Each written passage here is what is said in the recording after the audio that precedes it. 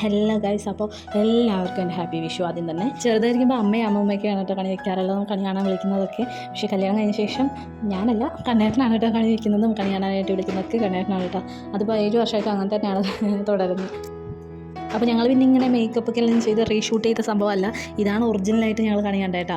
അപ്പം അതിൻ്റെ കുറവുകളൊക്കെ ഉണ്ടാവും. ഡയറക്റ്റ് ഞങ്ങൾ ആ വീഡിയോ എടുത്ത് ചെയ്തല്ലാതെ റീഷൂട്ട് ചെയ്യാമെന്ന് വിചാരിച്ചില്ല.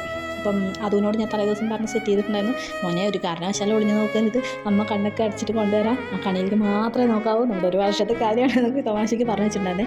അതും അതേപോലെ ഇങ്ങോട്ട് നോക്കില്ല എന്നാണ് ഞാൻ വിചാരിക്കുന്നത്. കറക്റ്റായിട്ട് കണി കണ്ടു, ഹാപ്പി വിഷു എല്ലാം പറഞ്ഞു.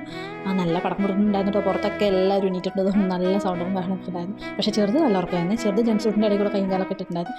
എന്നിട്ട് അവനെ വേഗം വിളിച്ച് അവൻ കണ്ണൊന്നും തുറന്നില്ല ഇടയിലൊന്നും. കറക്റ്റ് ആ വെളക്കിൻ്റെ വെളിച്ചം കണ്ടപ്പോഴാണ് ആളൊന്ന് കണ്ണ് തുറന്നത്. എല്ലാത്തിലും നന്നായി നോക്കി നല്ലൊരു കണി തന്നെ അവൻ കണ്ടു കേട്ടോ.